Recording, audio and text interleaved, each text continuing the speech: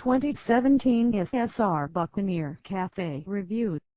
If imitation is the sincerest form of flattery, then SSR must really be trying to suck up to the Italians. First it was a Razkull 125, the miniature play bike that looks like someone stuck a Ducati Monster 796 in the dryer for too long. Now it's this, the SSR Buccaneer Cafe, which resembles another Italian, the Moto Guzzi V7i Iced Ornello. Look at the similarities in the picture below: red frame, white tank, wire spoke wheels, cafe styling, mini windscreen, number plates, fork gaiters, pseudo-knobby tires. Heck, both even have V-twin engines, though they're mounted in different orientations. There aren't many 250cc, air-cooled cafe racers these days, so drawing comparisons to other motorcycles is vexing. However, the Buccaneer, along with the rest of the SSR line, makes the biggest case for itself when looking at the price tag. In this case, $3,499. For comparison, the SOHC GD250 naked bike, though not a direct competitor, costs $3,799. Keep in mind, however, that the SOHC's air-cooled 249cc V-twin also has dual overhead cams and twice the number of valves per cylinder. This amounts to 24 HP to the wheel when we last had one on the dyno. Instead of trying to compare it to others in its class, let's shift gears for a moment and simply focus on the bike in front of us. Say what you will about the SSR, its Chinese origins, or its copying of Italian designs, but personally, I think it looks great for a $3,500 starter bike. The red frame, plush-looking seat, weighty disc brakes, and overall styling are something I would have been proud to sport when I was first learning to ride. But if looks are one thing, performance is another. From the starter on a cold morning and the V-twin takes a few turns to finally fire up. It's not as refined an EFI system is seen on Japanese bikes, as the idle speed climbs significantly before settling back down.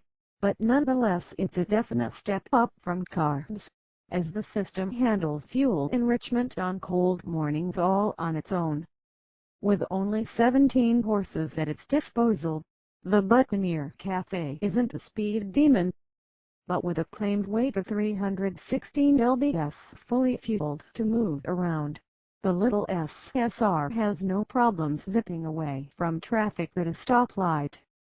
On/off fueling is fairly smooth, though the lack of power could contribute to the gentleness of throttle application.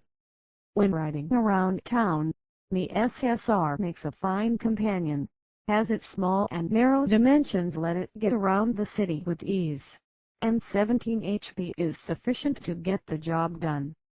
The V-twin even sounds nice and throaty, too, with a volume that's somewhat surprising coming from a stock exhaust.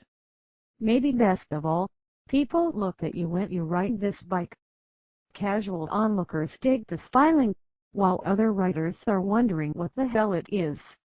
From there, however, the SSR reminds you it wasn't engineered by a major OEM.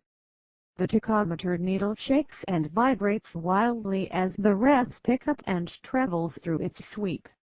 Speaking of shakes and rattles, there's quite a bit of vibration coming from the right foot peg above 5,000 RPM, and engine speed here constantly hovering in since there's not much power. The bars, too, are buzzy at a variety of RPM. The engine's 60-degree V angle and the lack of a counterbalancer are the primary source of the vibes. Second, after clutchless upshifting into second gear, like I do on nearly every motorcycle, the reapplication of throttle will kick the trans back to neutral. This wasn't just an anomaly, as it happened quite a bit. Every other gear shifts without a hitch, and using the clutch for the first-second up change alleviates this issue. Lastly, and perhaps most importantly, the little 250 is taxed during freeway riding. Patience, along with a flat or downhill road, is needed to reach speeds of 80 miles per hour or higher. The pliable wrist is important, too, as the long throw throttle will be maxed out. Keep the throttle pin once you see an incline, because the Buccaneer loses speed as it tries to climb even the gentlest of grades.